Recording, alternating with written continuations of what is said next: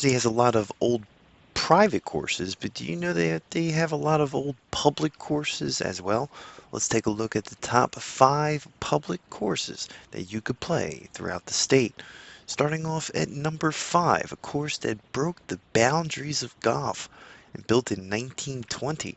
It's got some rich history. Not the first African American country clubs in the United States, which is unbelievable, and we were so grateful to get out there and play this course, to check out the actual physical clubhouse there, which is you're looking at. It's not the clubhouse that you would check into, but the clubhouse does sit there. The one is registered as a historical landmark as of July 6, 2022.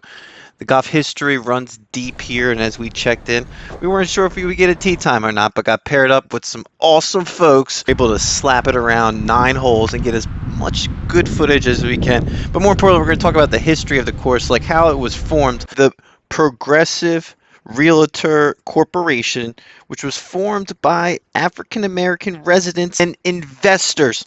Short later, the area, the property was leased and opened. That's going to crack us into 4 more courses here. In 1919, there was a wonderful course built on the west part of the state. So let's zoom on in, and it's still there. Layout has changed, but we have a video dedicated to it. Take a look here at Rock Ridge Golf Course, built in 1919. At one point, this course was considered a 1-star, but not anymore. It's a premier destination for historical golf. What's going on over here?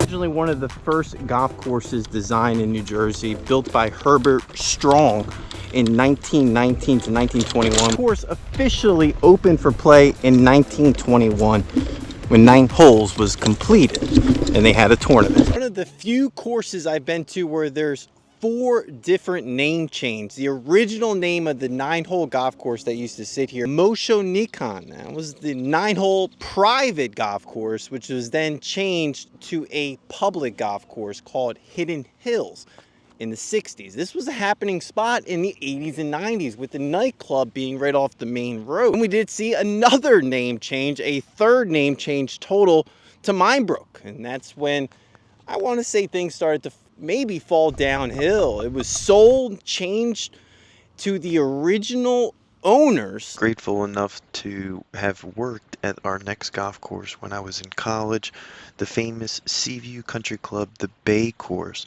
I actually like the Pines course better, but the Bay course has more history, and that's why we're sliding on over to Seaview, built in 1914 for this old course you can play. Golf Course, Seaview Resort, the Bay course.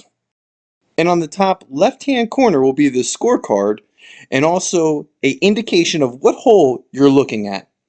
The Bay course opened in 1914 and was designed by Hugh Wilson and Donald Ross. The beautiful golf course hosts the LPGA yearly, the ShopRite LPGA, and hosted the 1942 PGA Championship. A lot of great history at that facility, but there's still 2 more courses that are older that are in the state that are public. There's a lot of old private courses, but rest assured we can't get onto those ones. So let's take a look now at our next course, built in 1913, the oldest public course. Built in 1913 by George Lowe, and it's the oldest public golf course in New Jersey. And the course is putting $5 million into it. It's actually starting tomorrow, when it will be down for 8 months. So let's take a look here at the famous Weequahic Golf Course. Exciting to finally get over here in Newark and play this historical course that has some value, at least to this channel, because it's going to be closed for 8 months. You get to see the before, and then hopefully we'll get over there and see some of the updates to the greens and the redesign that took place that we're going to talk about in this video.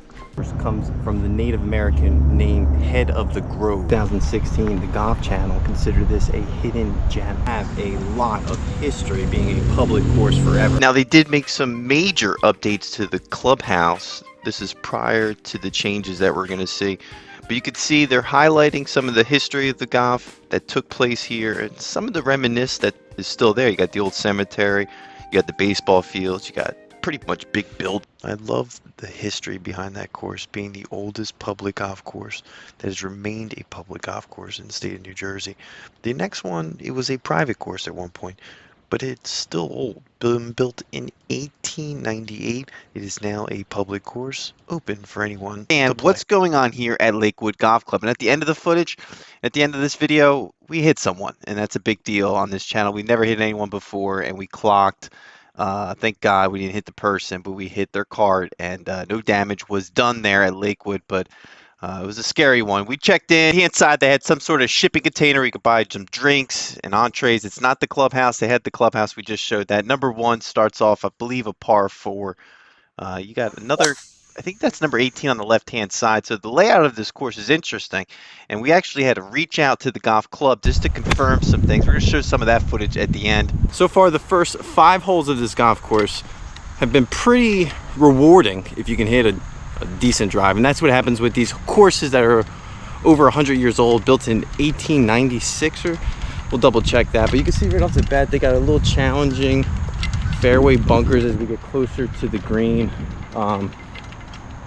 You know, it's hard to say if I really like the golf course, but you can tell it's got a lot of historical feel to it. Officially completed in 1898. Gonna do it for our list. Keep a lookout for more videos to come as we consistently bring you the best golf content money can buy. This is the Parfessor.